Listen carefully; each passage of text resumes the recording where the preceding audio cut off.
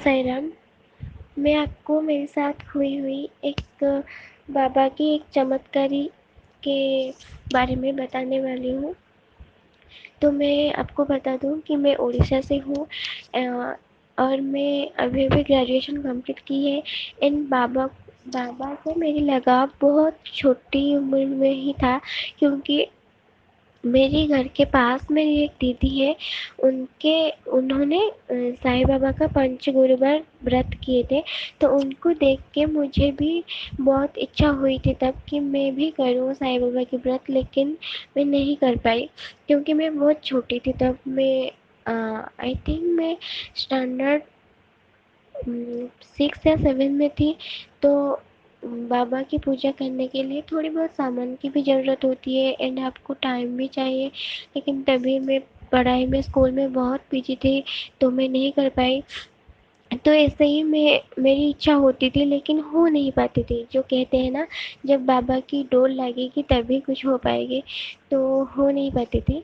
तो मैं जब इससे कुछ दिन पहले मेरी एक बहुत ही करीब दोस्त, उनके उनको ना बहुत परेशानी हो रही थी। एक्चुअली उनका एक एग्ज़ाम था, तो वो हमारी स्टेट के बाहर जाने वाले थे। तो वो ट्रेन की टिकट बुक किए एंड वहाँ जब वो ट्रेन के टिकट बुक किए थे ना, उनके ट्रेन के टिकट 11 AM में होने वाला था, लेकिन वो गलती से 11 PM कर दिए।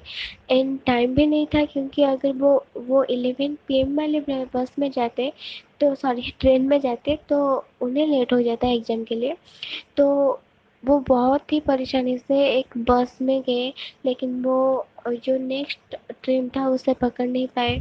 तो उसी दिन वो वहाँ ही स्टे करे एंड उसके बाद वो कैसे जाएंगे ऐसे सोच के फ़्लाइट बुक किए। तो फ़्लाइट तो बुक हो गई, लेकिन वहाँ ना कोविड वैक्सीन की दोनों ही डोज़ लेने के बाद ही आपको अप्रूव करते हैं। तो उनकी तो सिर्फ एक ही डोज़ कंप्लीट हुई थी, इसलिए वो बहुत परेशान थे मैं जा पाऊँगी या नहीं जा पाऊँगी। ऐसे में भी मुझे भी वो बता रहे थे कि ऐसे-ऐसे हो रहा है, बहुत ही रो रहे थे भी। तो उसके बाद मैंने बहुत टाइम कम था, 2 बजे पता चलने वाला था कि वो जा पाएंगे या नहीं। एंड ना जा पाने का बहुत ही गारंटी था। तो मैंने ऐसे ही मैं अपने रूम में मेरी जो सेल्फ है उसमें एक साईं बाबा की मूर्ति रखती हूँ हमेशा। हमेशा उनको पूजा पूजा तो नहीं करती हूँ मैं, ऐसे जो भी मेरी सुख दुख वो सारे शेयर करती हूँ। इसलिए मैंने ऐसे हाथ जोड़ा एंड और कहा, बाबा प्लीज़ जो भी करो उनकी फ़्लाइट बुक करा दो, वो जैसे आराम से जा पाए। एंड बिलीव नहीं होगा आपको कि वो 2 बजे मुझे मैसेज किए कि मेरी फ़्लाइट अप्रूव हो गई एंड मैं जा सकती हूँ।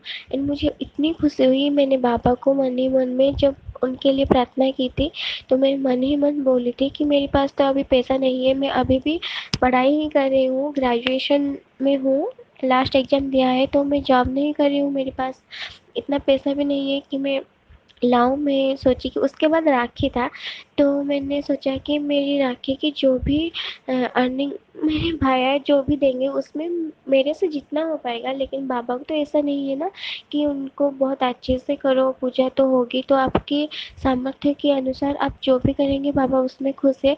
तो मैंने भी राखी आई तो मुझे कुछ पैसे मिले और वो सफिशिएंट था, मैं बाबा की पूजा कर सकती थी। तो मैं इसके पहले वाले गुरुवार से बाबा की पूजा की एंड वो तो था एक चमत्कार।